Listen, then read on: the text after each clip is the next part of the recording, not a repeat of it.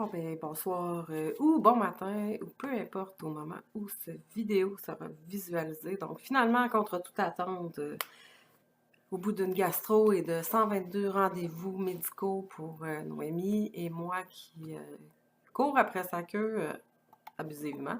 Donc on est rendu à notre exposé sur l'anxiété de performance. Fait que dans ce cours-là, en intervention sécuritaire, on devait explorer une condition psychologique. Donc, Noémie, Vanessa et moi, on a comme décidé de travailler sur l'anxiété de performance. On s'entend que c'est un phénomène qu'on va retrouver beaucoup au niveau des étudiants, mais dans plein d'autres contextes aussi, ça va être visible, au travail, dans la vie personnelle. Fait que l'anxiété de performance va toucher plusieurs groupes d'âge. Puis, comme j'ai dit, ça se manifeste principalement à l'école. Le type d'anxiété, ce type d'anxiété-là, il est particulièrement présent au niveau des hautes études et des adultes. Il y a une étude qui a été qui a été faite en 2020 qui révèle que 65% des élèves de première secondaire au Québec souffraient d'anxiété de performance. 42% avaient une anxiété modérée et 23% une anxiété plus sévère. Bon, en plus de l'école, la problématique elle va être présente dans d'autres milieux. Donc, selon l'Institut de statistique du Québec, entre 2010 et 2023, le nombre d'élèves qui avaient pris de la médication pour des symptômes d'anxiété va passer de 9% à 20%, puis pour la dépression, de 4,9 à 7%. On s'entend que c'est assez inquiétant, considérant que ce sont les jeunes et c'est notre avenir. Donc, quel genre de pression on met sur les gens pour être rendus à se médicamenter à ce point-là. Fait que l'anxiété performance, comme j'ai dit, va beaucoup toucher les étudiants postsecondaires. Fait qu'en 2024, il y a une étude qui a été faite pour mettre en lumière que la culture de performance dans les cégeps et l'université va augmenter l'anxiété, surtout dans les programmes là, comme la médecine, que c'est vraiment compétitif. Puis parmi tous ces mêmes élèves, les élèves du secondaire, l'anxiété va rester beaucoup préoccupante. En 2022, il a été observé que 33% des élèves de 3e à la 4e secondaire vont manifester des symptômes d'anxiété de performance comme les maux de ventre, une difficulté à se concentrer dans les examens. Fait que dans notre travail, on va essayer de bien définir cette condition-là, puis détailler toutes les caractéristiques, ses conséquences sur la personne, puis sur l'entourage aussi. Qu'est-ce que les autres vivent avec cette anxiété-là. On va aussi expliquer comment est-ce que le diagnostic peut être posé. On va explorer différentes stratégies d'intervention possibles pour gérer cette anxiété-là. Puis, on va voir en quoi cette problématique va nous toucher, nous, en tant que futurs éducateurs spécialisés. Puis, est-ce qu'on risque de souffrir d'anxiété de performance dans le cadre de nos futures fonctions? Personnellement, moi, je suis obligée de dire que je suis sous anxiété de performance dans le dictionnaire, on pourrait mettre ma belle grosse face.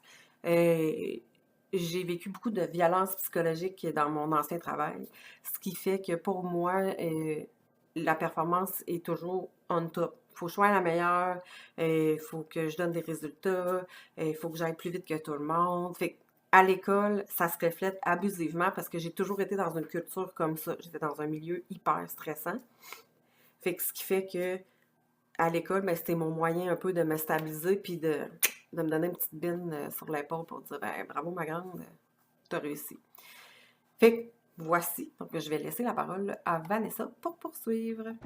L'anxiété de performance est une réalité pour beaucoup de gens. Elle peut avoir des conséquences importantes si elle n'est pas reconnue et traitée. Heureusement, il existe des moyens d'y faire face, notamment avec du soutien professionnel, de la compréhension de l'entourage et des stratégies de gestion du stress.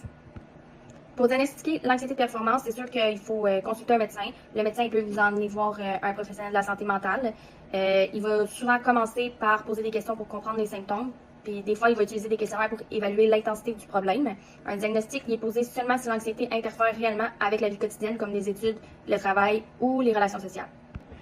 Des groupes qui sont les plus à risque. Certaines personnes sont plus vulnérables à l'anxiété de performance, donc on va parler des adolescents ou des jeunes adultes, surtout pendant les périodes d'examen ou dans les compétitions sportives. La transition vers les études supérieures, c'est un moment très critique pour eux. On parle du cégep, de l'université, ils ressentent beaucoup de pression. Les femmes aussi sont plus touchées selon certaines études, notamment à cause de nombreuses attentes sociales, professionnelles et familiales. C'est vrai que les femmes, souvent, il y en ont beaucoup sur les épaules, puis ils sentent qu'il faut que, dans le fond, ils fassent pas mal toutes, là. Enfin, dans les milieux socio-économiques, ceux qui viennent des familles aisées, ils subissent énormément une grosse pression pour réussir, tandis que ceux plus modestes peuvent ressentir une pression différente liée au besoin de s'en sortir. Les conséquences qui viennent avec cette forme d'anxiété peuvent être vraiment lourdes pour une personne. La personne peut perdre confiance en elle, avoir des troubles du sommeil ou même finir par éviter toutes les situations où elle devrait se surpasser. Donc, à l'école, le travail, dans la vie personnelle. Ou même finir, et cela peut bien sûr limiter ses chances de réussite, que ce soit sur le plan personnel ou professionnel. Son entourage peut aussi être affecté, famille, amis, collègues. Ils peuvent se sentir impuissants ou frustrés face à une situation qu'ils ne comprennent pas toujours. L'anxiété de performance peut se manifester de différentes façons, physiquement, émotionnellement et mentalement. Si on parle du côté physique, on peut ressentir des maux de tête, des palpitations, des nausées, de la transpiration ou même des vertiges. Émotionnellement, cela se traduit par une nervosité excessive, sentiment de panique et une peur intense du jugement. Puis mentalement, on parle de difficulté à se concentrer, de pensées négatives répétées sur sa performance et d'angoisse avant ou après une situation stressante. Ces symptômes-là, ils peuvent vraiment nuire à la vie quotidienne, au travail, à l'école, dans les relations et même dans l'estime de soi. Pour commencer, c'est quoi l'anxiété de performance? Selon le manuel de DSM-5 qui est utilisé pour diagnostiquer les troubles mentaux, l'anxiété de performance n'est pas décrite comme un trouble à part entière. Elle est considérée comme une forme d'anxiété sociale ou généralisée selon la situation. En gros, c'est une anxiété ressentie dans les contextes où une personne se sent évaluée, observée ou poussée à réussir. Cette anxiété est souvent liée à la peur de l'échec, du jugement des autres ou encore à la comparaison des autres. Elle touche beaucoup d'étudiants, mais on la retrouve aussi chez les adultes, par exemple, dans les milieux de travail très exigeants, comme chez les vendeurs qui travaillent à la commission. Donc, moi, je vais vous parler des stratégies d'intervention par rapport à l'anxiété de performance. L'anxiété de performance, c'est un stress intense ressenti face à une évaluation ou à un événement qu'on se sent jugé. Puis, elle peut survenir un petit peu partout, à l'école, au travail, dans le milieu familial. Puis, bien dans le fond qu'un stress peut être motivant et nécessaire, il y en a d'autres qui peuvent être un petit peu plus difficiles à gérer. Il est donc important d'adopter des stratégies efficaces pour la prévenir et la gérer. Puis, la prévention de l'anxiété de performance repose sur une bonne préparation et une gestion des attentes. Fait que tout d'abord, mettons, la planification, l'organisation sont des outils, mettons, qui peuvent vraiment être essentiels pour réduire l'incertitude. Mettons, quand tu as un examen, ça peut être de bien réviser ou s'entraîner, mettons, régulièrement avant une présentation peut diminuer la peur de l'échec. Ensuite, il peut y avoir de se fixer des objectifs réalistes et atteignables en se concentrant vraiment sur le progrès plutôt que la perfection. Puis une bonne hygiène de vie comprend un sommeil, mettons, réparateur, régulier, une alimentation équilibrée, des activités physiques peuvent jouer également un rôle important dans la réduction du stress. Ensuite, adopter une mentalité positive où l'on considère les erreurs comme des occasions d'apprentissage plutôt que d'échecs. Que ça permet de réduire la pression qu'on peut s'imposer. Puis lorsque l'anxiété de performance survient, il existe plusieurs moyens de les gérer efficacement. Les techniques de respiration, comme la cohérence cardiaque, peuvent permettre de calmer le système nerveux. Puis d'éviter la panique, la visualisation positive, qui consiste, mettons, à s'imaginer en train de réussir, aide également à renforcer la confiance en soi. De plus, les pratiques de la pleine conscience consistent à se concentrer vraiment sur l'instant présent. Plutôt que sur les pensées, mettons, anxieuses, de visualiser plus loin, ben, va permettre de réduire aussi le stress efficacement. Il y a également les affirmations positives, comme, mettons, se répéter « je suis capable »,« je vais y arriver », aide à oublier les pensées plus négatives, puis aide à garder une attitude plus positive. Puis l'anxiété de performance peut se manifester dans différents environnements, comme j'ai mentionné. Il est important d'adapter donc les stratégies, mettons, en conséquence. Peut-être que tu auras, tu sais, mettons, si tu es à l'école ou au travail, tu n'auras peut-être pas les mêmes stratégies à adopter. Mettons, donc, à l'école, tu sais, ça pourrait être de bien gérer son temps, d'éviter la procrastination, puis de demander de l'aide en cas de difficulté. Ça pourrait aider à diminuer le stress. Ensuite, dans le milieu professionnel, de prioriser les tâches qui sont plus nécessaires, d'apprendre à déléguer lorsque possible, puis de prendre des pauses pour éviter l'épuisement. Puis, enfin, dans la vie familiale, ça peut être une communication ouverte sur ses émotions, puis ses inquiétudes peut permettre de réduire la pression puis de favoriser un climat plus serein entre la famille. Donc, voilà, c'est un petit peu ça pour les stratégies par rapport à l'anxiété de performance. Donc, encore moi, je reviens pour finaliser l'exposé. Dans le fond, moi, je vais vous parler de la partie en quoi cette condition-là va être reliée à notre métier. Fait que l'anxiété de performance va être directement reliée à notre rôle en tant qu'éducateur spécialisé. Puis, c'est en raison des environnements où est-ce qu'on pourrait être amené à travailler. dans les milieux scolaires, évidemment, que ce soit dans les établissements privés ou encore les établissements publics. La gestion de la performance des élèves reste un enjeu qui va être vraiment majeur. Les étudiants jeunes ou adultes, ils ont souvent un grand besoin d'accompagnement pour éviter de se laisser submerger, dans le fond, par toutes les émotions qui vont être liées à la pression de la réussite.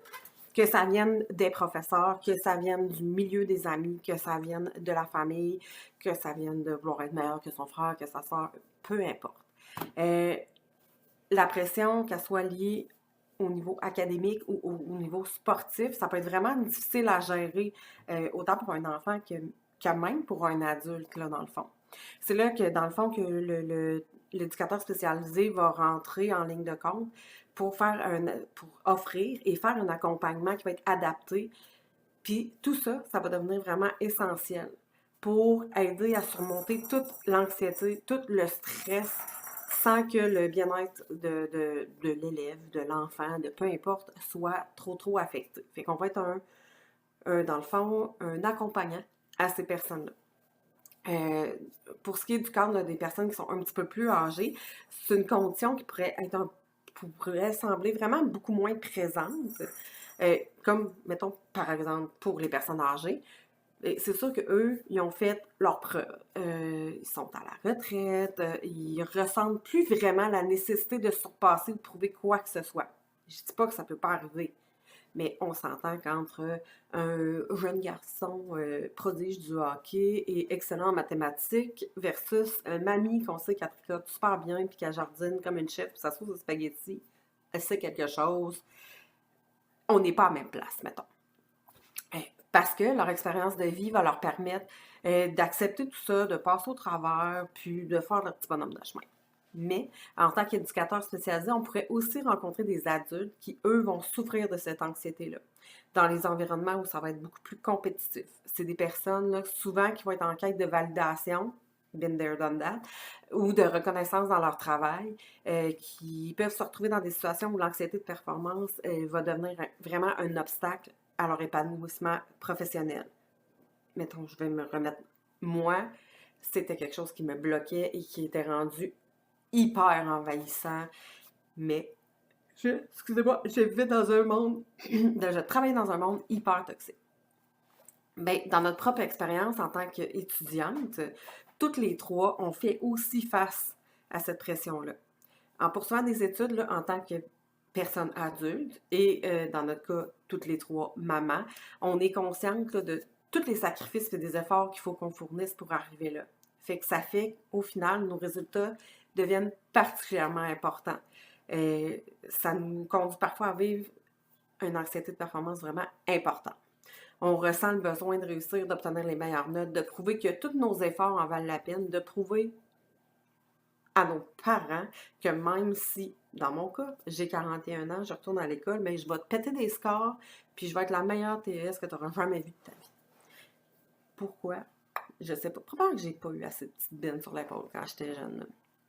C'est un phénomène aussi qui va être qu'on va voir dans notre futur d'éducateur spécialisé.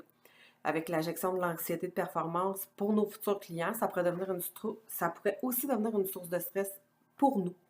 Dans le cadre où on devrait gérer là, plusieurs cas à la fois, par le manque de temps, la pression d'essayer d'apporter une solution qui va être vraiment efficace pour rendre un environnement de travail moins stressant, la pression de nos patrons, la pression d'un parent aussi qui ne comprend pas pourquoi on n'est pas capable d'aider, mettons, leur enfant, ou même, je suis vraiment désolée, du client en soi qui pourrait nous faire de la pression parce pour eux, le problème ne va pas se régler assez vite.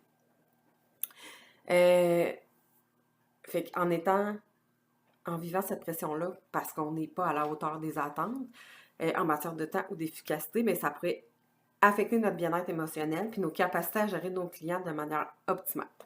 Fait que dans cette compréhension-là de l'anxiété de performance, dans la gestion du stress, puis la mise en place de stratégies d'intervention, bien, c'est là qu'on va être capable d'offrir un soutien qui va être efficace aux clients et aux personnes qu'on accompagne qui en souffrent, et par le fait même nous aider, nous assurer de ne pas tomber dans une espèce de tourbillon puis que ça vienne complètement prenant là, et étouffant. Fait que, bref, l'anxiété de performance, c'est un phénomène qui est complexe, qui peut toucher là, toutes les tranches d'âge, puis qui va se manifester dans des contextes complètement variés. Sport, études, travail, vie familiale, vie de couple même, n'importe quoi. Fait que nous, en tant que futurs éducateurs, éducatrices spécialisées, ben, il va falloir qu'on soit particulièrement consciente de cette constitution-là, puis des impacts que ça a sur les individus et c'est quoi les stratégies d'intervention qui peuvent être mises en place pour les aider et pour nous aider. Bien, que ce soit avec des jeunes, des adultes, des personnes âgées, bien, notre rôle va toujours être d'accompagner ces personnes-là dans la gestion de leur anxiété, puis d'essayer de créer un environnement rassurant, puis fournir les outils nécessaires pour faire face à la pression de performance. Leur fournir, c'est eux qui doivent trouver la solution quand même, parce que on n'oublie jamais que c'est pas nous qui faisons le travail. Nous ne sommes que des accompagnants et des personnes qui tiennent la main vers le succès. Fait que moi, personne qui souffre d'anxiété de performance, il faut que je me le rende dans la caboche. Fait que finalement, là, c'est vraiment important de ne pas oublier que cette condition-là, elle peut nous toucher personnellement, en tant qu'étudiante, en tant que futur professionnel, en tant que maman, en tant que conjointe. Fait que c'est pour ça là, que c'est essentiel qu'on apprenne à reconnaître puis à mieux gérer notre propre anxiété de performance pour être des meilleures accompagnatrices possibles. J'ai un fait à noter que pendant l'exposé, j'ai mentionné qu'il y avait eu des études puis des choses comme ça. Donc, ces références-là, et je suis tellement désolée, je pense que je travaille trop, je fais trop d'études, je suis désolée. Je m'excuse. Mes références et ma médiagraphie sont vraiment dans notre travail écrit. Et là, vu que je ne le fais pas en live, je ne sais pas s'il fallait que je les dise. Donc, vous m'en excuserez, Madame Clara, ce bout-là aura peut-être pas été parfait.